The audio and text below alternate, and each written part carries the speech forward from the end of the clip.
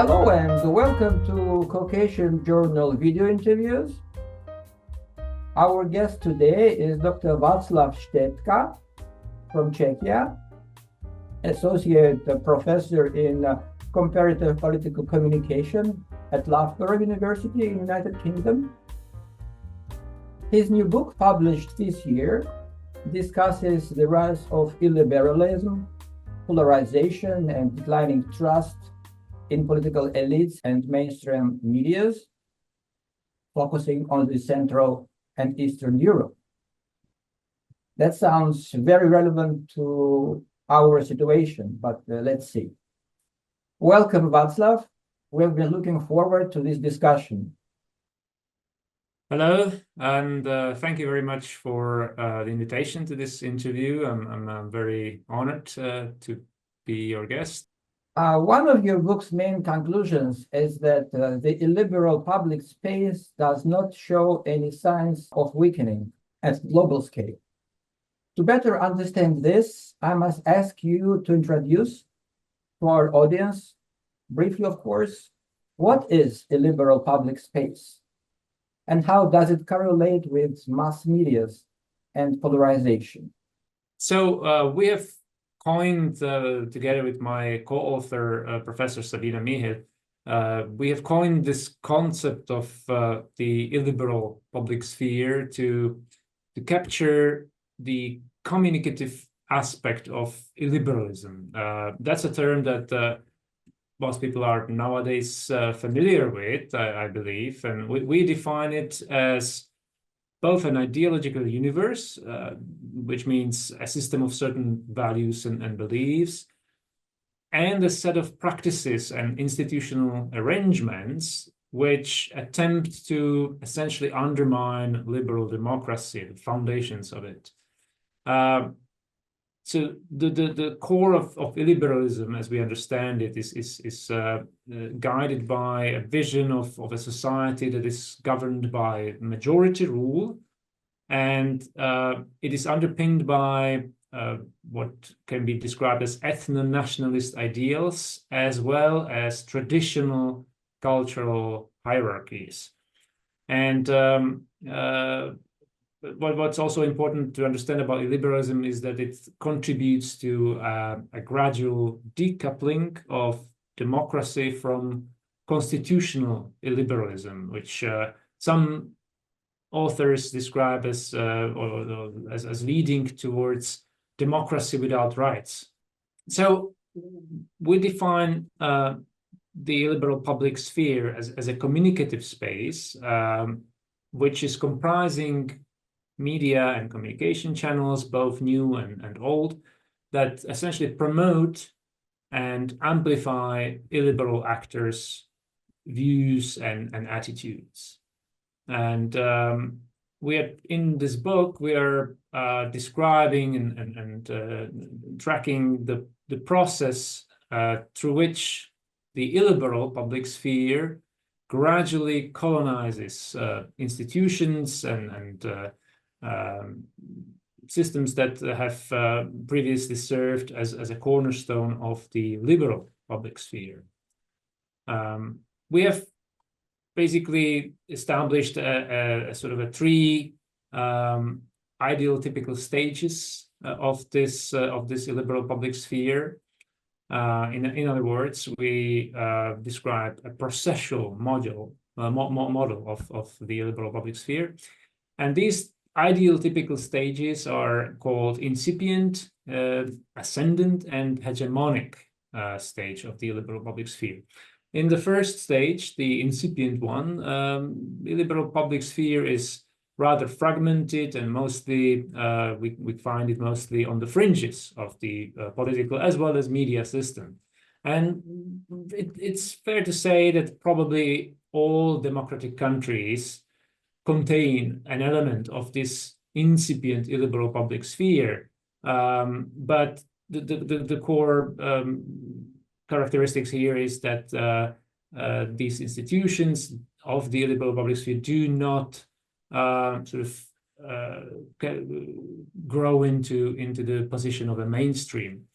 In this book, which you mentioned kindly already, we have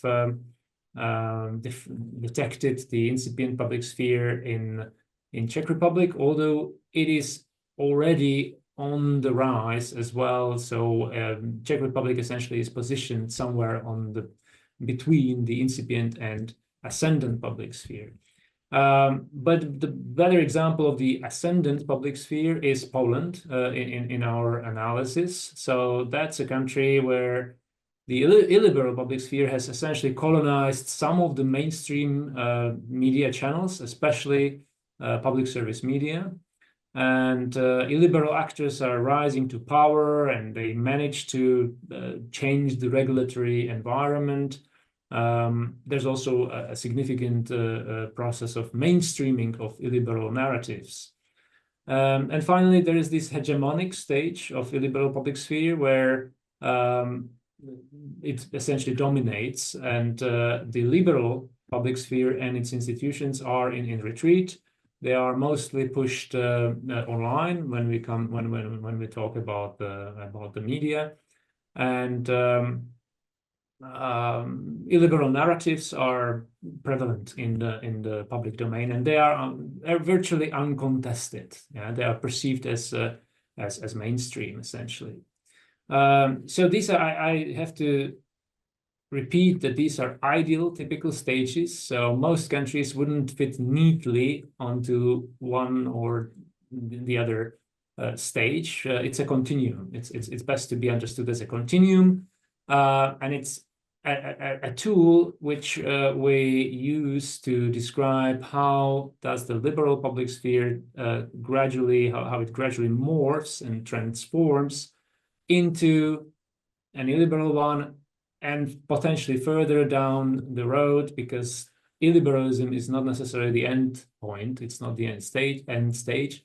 The end stage might be authoritarianism, which again we see some traces of, or potentially directions towards in some of the countries of Eastern Europe.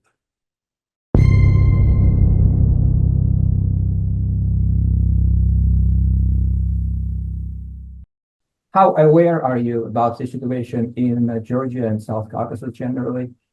And how does your tendencies, which you describe, apply to countries outside of your general focus?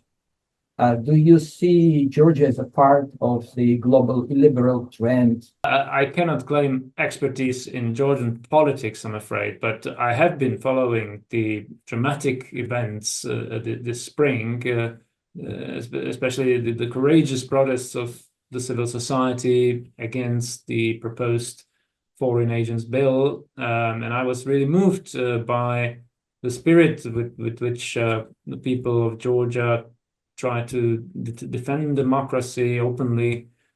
They showed a determination to pursue EU accession and to stop the adoption of this law, which, as I understand, this is really following the Russian playbook by undermining the institutions that serve as core pillars of liberal democratic society, especially the media and NGOs. And which, by doing that, endangers the country's candidate status. So obviously that's very concerning, and I'm very much curious about the upcoming October elections, because it looks like it might be a decisive moment, indeed, a turning point for Georgia, and hopefully in the direction of democracy and pro Western orientation. But when you ask about or you mentioned the tendencies observed in Georgia and in politics, the kind of alignment of some of the political representatives with conservative and illiberal actors abroad, and I feel like this is something that we indeed observe in many other countries of the world. There has been a tendency by illiberal actors to form informal international networks and alliances, and to learn from each other's. from each other, to copy each other's practices, including, of course, those that are related to handling of the political and media opposition. And I think that the adoption of the Foreign Agents Bill is extremely concerning in this regard. I cannot comment on all its aspects, but with regards to media, it is quite apparent to me that the law undermines independent journalism and attempts to stifle oppositional voices. And that's actually something we have seen in other countries, and not just in Russia, which is often related to, but actually the attempt to impose restrictions on foreign ownership of media or foreign financial involvement in independent media has been known from some European countries, including Hungary. Slovakia is considering going in this direction right now as well.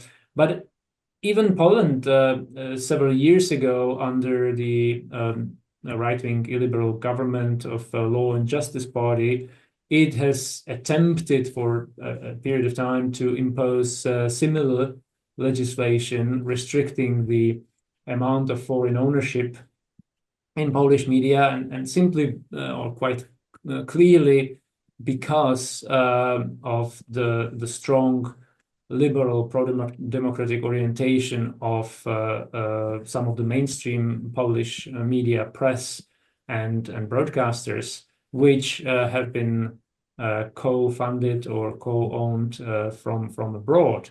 So this is following, the same playbook. We might call it the Russian playbook, but as a matter of fact, we have seen it in other countries in the world.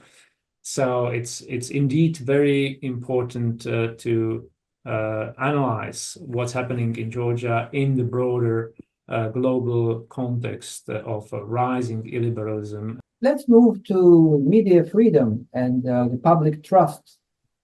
Judging from the Czech and other Central European countries' experience,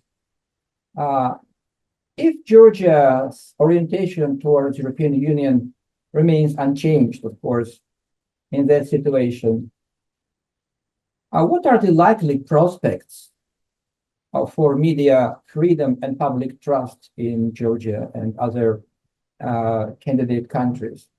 In other words, can we encourage the people by promising a better, more free, more trustworthy media landscape in case the country is moving towards closer EU integration?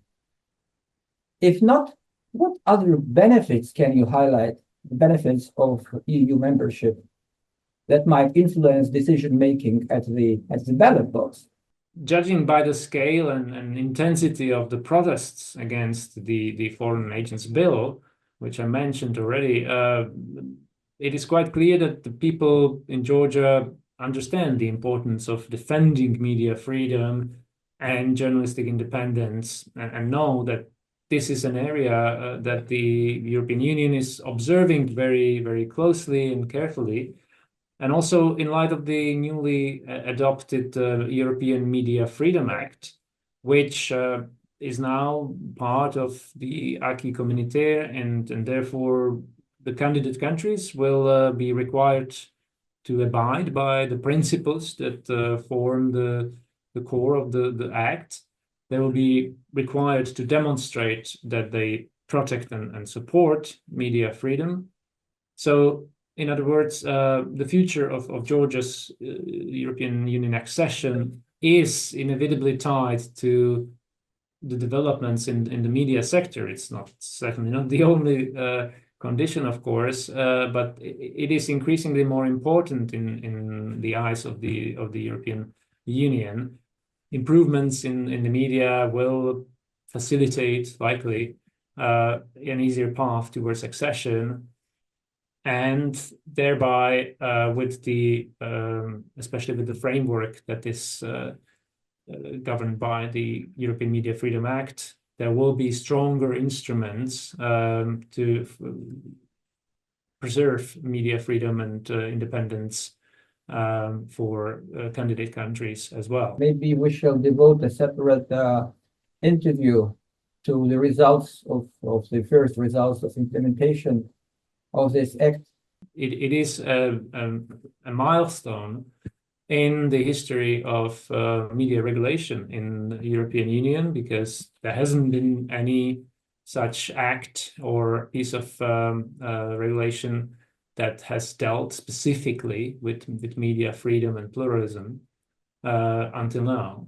So we are all eager to see what happens, how this act will be implemented, and whether it will be successful. I liked your book very much, also because it's both academic and practical at the same time, as it's providing practical recommendations, for instance, for media professionals. Can you share both your theoretical postulates and your practical recommendations, which might be suitable to our current situation? Well, in response to your question, I will return a little bit back to highlighting what are some of the main problems that we have observed in those countries and their media and communication environments, trends or factors that, in our view, contribute the most towards the rise of illiberalism. And one of those factors or trends is the increasing polarization of both politics and media systems. At least partially, polarization is driven by some business interests or business strategies, at least in countries where there is still a significantly independent and commercially driven media sector. So, as we know, polarization or partisanship quite often sells.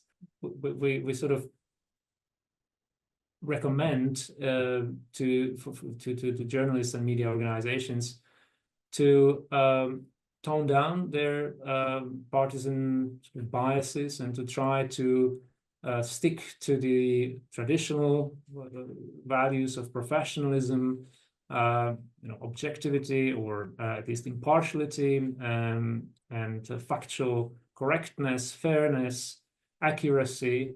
So those are the professional news values that should be obeyed in the interest of dampening polarization. We have seen also in our data, in the interviews that we have carried out, that people often seem to reject or at least criticize this tendency of news media to become very sort of partisan, very activist. And in our view, that's one of the factors that reduces their trustworthiness in the eyes of the general public. That leads to the fragmentation of the public sphere and to the creation of the so-called echo chambers. So people only believe to their own sources, and they listen to the sources they agree with, without being sufficiently confronted with the other side, and especially without being supplied with information that is factually neutral, that is factual and ideologically more or less neutral. So that's one of the things that we see as essential in the attempt to counter these polarizing tendencies, minimizing polarization in the media sector. And besides these recommendations that basically call upon media professionals to tone down their language or apply the professional values and of impartiality and fairness, We also see as absolutely crucial the protection and preservance of the institution of public service media. That's the tradition that has served as the sort of political center of the media spectrum in many countries. But nowadays we see that model as diminishing gradually, and the public service media are under attack, under pressure in many countries, including those where public service media have essentially stopped operating as public service broadcasters, and they became more or less mouthpieces for government's propaganda in Hungary, particularly, in order to dampen polarization and to stop the spiral of polarization going on. It is essential to protect the independence of public service media, and also to make them, or to help them keep relevant for the contemporary news ecosystem. And I know that in Georgia, this is very relevant as well, because I believe it was at the end of last year when the government proposed some changes to the system of funding of public service media. And that proposal was very much criticized, and there's been quite a lot of opposition against that, because instead of being basically funded by an agreed upon percentage of the gross domestic product, my understanding is that the proposal attempted to impose or to fund the broadcaster annually by annual decisions of the parliament, which is quite risky, and opens potentially doors to political influence, undue political influence over the broadcaster. And again, we have seen it in some other countries in Europe and beyond, and it's a very risky path, which is certainly not recommended. So final point, perhaps, regarding the recommendations, we mentioned in our book the need for either the state or international organizations to help foster an economically enabling environment for independent journalistic outlets, so contributing thereby to greater media pluralism. And we also believe that this is particularly important for local and regional outlets, which are often not very well served by mainstream media. It is people in those rural areas that often end up voting for populist or illiberal candidates and political actors, often because they are not provided with other quality information sources that could help them choose other alternatives. What do you expect from labeling mass media as foreign agents? We have seen it in other countries, including in Hungary, or right now there are some attempts in the same direction in Slovakia by the Slovak government. So we know that Viktor Orbán, the Hungarian Prime Minister, is extremely vocal about, or has been extremely vocal about, the alleged influence of actors such as George Soros. So that's nothing new. It's a question, of course, whether it will work in Georgia in the same way. I think that in deeply polarized countries, which I think Georgia is probably one of those as well, obviously the message will be received in a completely different way by the supporters of the government and by the opposition. So the question is, what about those who are still undecided, still somewhere in the middle?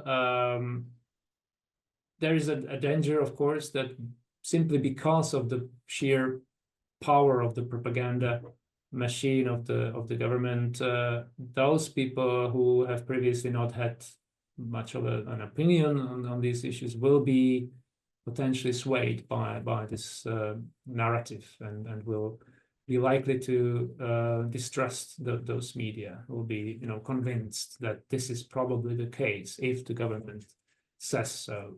So yes, it is a clear attempt to delegitimize independent journalism and oppositional voices in general. It's the attempt to further decrease trust in independent news sources. And unfortunately, with that, often the overall trust in media gets attacked and diminished. So that's the danger, that these kind of attacks, including by means of adopting this foreign agents bill, is actually damaging the institution of journalism as such, not just those that are on the opposition side. I just want to thank you very much for a meeting with us. We really appreciated this opportunity, and I truly hope we shall meet again at a certain point. Yeah, the pleasure was mine, and I would definitely love to follow up on this conversation at some point, especially following the outcomes of the Georgian elections in October, which, as I mentioned, will be absolutely crucial, not just for Georgia, but for the region as well, and for the European Union, indeed. Thank you. I think it was an excellent discussion, and you are always welcome at Caucasian Journal. Thank you. Thank you very much for the invitation. We cover what matters. Caucasian Journal.